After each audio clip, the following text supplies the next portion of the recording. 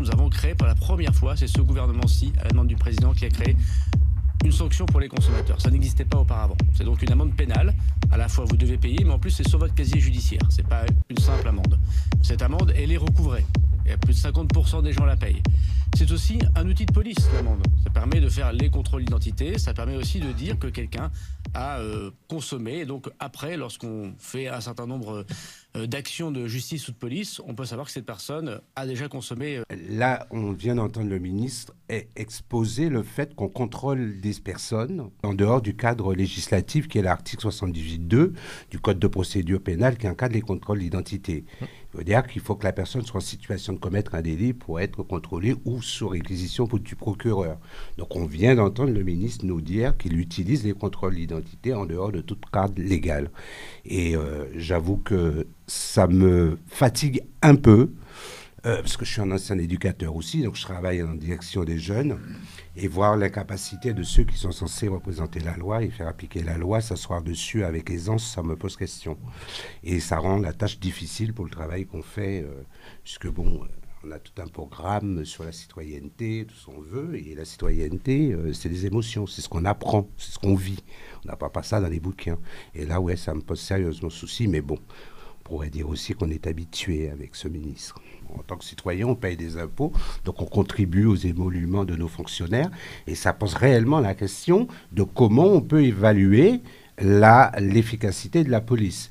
Et sur des enquêtes dans notre pays, aux États-Unis entre autres, on sait que les contrôles d'identité, il y a 0,0, je ne sais quoi de découverte, je dirais, de choses, mais derrière, on sous-entend et on voit arriver non seulement je dirais, la lutte et je dirais en même temps la façon d'aborder toute une frange de la population. Et pour être assez direct, les non-blancs et en particulier les jeunes hommes de nos quartiers populaires.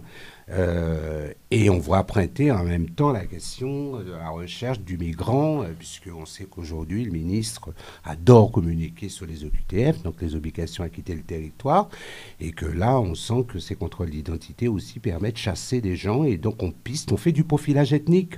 Ce que nous, on dénonce, ce que l'ONU récemment, encore au mois de décembre, là, a épinglé la France là-dessus. Mais pas que l'ONU, j'ai un souvenir c'était à l'époque où Toubon était directeur défenseur des droits. Défenseur des droits, et où ils avaient sorti un rapport sur les contrôles aux faciès aussi dans le pays, il s'était fait monter en l'air de mémoire, et ça n'a fait strictement rien. Strictement rien. Le premier à avoir parlé de l'amende forfaitaire, c'est Sarkozy en 2005 par rapport aux stupéfiants, où il voulait saisir en plus le scooter ou le portable ou je ne sais quoi, enfin bref.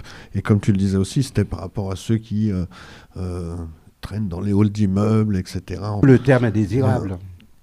Terme indésirable. Et qui a quand même, dans notre histoire, en tout cas dans l'histoire de ce pays, quand même, parce qu'au début du 19e siècle, c'était les femmes qui se retrouvaient avec des enfants hors mariage, qui se faisaient traiter d'indésirables. Et aujourd'hui, dans le logiciel de la police nationale, est intégré la case, c'est pas le policier qui décide de l'écrire, c'est intégré dans le logiciel, indésirable, noir, arabe et SDF. C'est ça qu'il y a derrière. Ça, quand il coche indésirable, et ça c'est quelque chose de...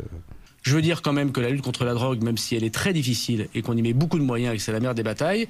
Soi-disant, la mère des batailles, c'est vraiment la lutte contre les populations les plus vulnérables, les pauvres, tu disais indésirables, indigents, enfin bon...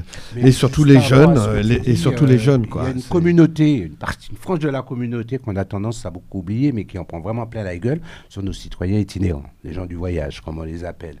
Et là, les amendes, là, c'est super chaud, quoi, parce que, évidemment, les villes, les communes ne respectent pas la loi en leur mettant à disposition un lieu de stationnement qui soit digne, pas à côté des poubelles ou de l'incinérateur du coin, hein, qu'ils puissent avoir, puisque c'est un choix de vie d'être itinérant. Et là, ils se mangent des amendes de façon insupportable. Et malheureusement, c'est une frange de la population qui est extrêmement discriminée, mais qui n'a pas de visibilité. Et je pense qu'il ne faut pas oublier cette frange-là, parce qu'ils s'en prennent plein la gueule. Anne et Mario, là, parce que, qu'est-ce que vous en pensez, vous Moi, je trouve que c'est d'autant plus lamentable que du point de vue de son objectif, qui est en principe de limiter les consommations, voire éradiquer les consommations. Ça ne marche pas. On est toujours dans l'exception française, parce que les Allemands vont légaliser 30 grammes par usager, plus 3 pieds de cannabis, je crois, c'est le projet. 5. Voilà. Donc, le bilan, quand même, depuis 1970, c'est que ça n'est pas une question qui relève du gendarme. C'est pas ça. Oui, mais enfin, je veux dire... Il y a une autre chose aussi, c'est que sur la lutte contre le trafic, il y a une chose qu'on sait par expérience, c'est que plus on lutte contre le trafic, plus c'est violent. Et plus les mafias s'organisent. C'est ce qui s'est passé avec la prohibition aux États-Unis, où il y a eu une mafia qui est toujours active sur l'alcool, qui s'est convertie aussi aux drogues, mais pas seulement. Au Mexique, c'est hyper violent. En Colombie, et c'est d'ailleurs la raison pour laquelle le président colombien a décidé a pris le parti de légaliser la cocaïne, lui, carrément. Donc, je veux dire, c'est une fausse... tout ce qu'il raconte, c'est une série de mensonges pour justifier un contrôle policier sur les gens, les indésirables, comme tu viens de dire.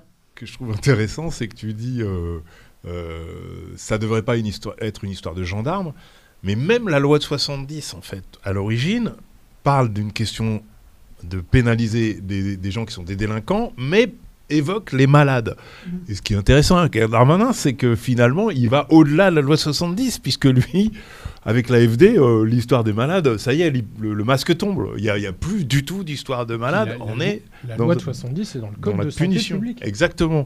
Bien que, ce soit beaucoup une histoire de répression. Alors, du coup, Mario, ça devrait t'interpeller, ça, ce ministre de l'Intérieur qui ne parle pas du tout de santé. Heureusement que c'est pas lui qui est censé parler de santé, mais c'est vrai qu'on attendrait le ministre. C'est dans la loi 70. On aimerait que le ministère de la Santé s'exprime un peu plus là-dessus. Voilà, on l'attend encore un petit peu là-dessus, ça c'est sûr. Mais là, quand on voit cet extrait-là de Darmanin, moi, ce qui me sidère quand même, c'est la posture assumée. Vraiment assumé du répressif qui va dire que effectivement c'est un instrument de police avant tout et que c'est une manière de régler la chose avec le gendarme de manière policière, voilà. Mais c'est assumé complètement et assumé quels que soient les résultats, quelle que soit l'efficacité. Voilà, c'est en pensant que derrière tous ces chiffres-là qu'il assène, il dit plein de choses, on ne sait pas si c'est le constat ou la conséquence. Parce qu'effectivement, plus on arrête et plus on fait des saisies, en général, ça veut dire plus il y a de trafic et plus il en arrive. Donc c'est aussi le signe de l'inefficacité de tout ça. Mais c'est assumé, c'est dit, et que ça soit aussi criant et aussi décomplexé. Voilà, on en arrive à ça. C'est vraiment décomplexé. C'est assez sidérant. Enfin, voilà. Et alors qu'il y a peu de résultats. S'il y avait des résultats, on le saurait. On pourrait même faire des montages comme ça se fait des fois de toutes les années où il y a les mêmes discours, les mêmes choses, la même posture, et de voir qu'on est en 2023 et qu'on est toujours là en train de discuter de ça comme ça, enfin de la même manière. Bon. America's public enemy number one in the United States is drug abuse. En gros, on a un gars qui vient nous dire, pour lutter contre la délinquance, on met des AFD, on va mettre des amendes.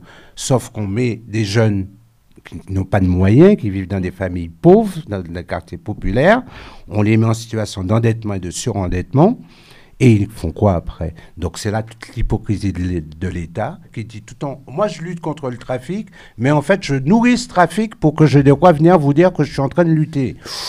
Pour des gens qui étaient usant, déjà partis dans le trafic, parce que niveau boulot, c'est pas top.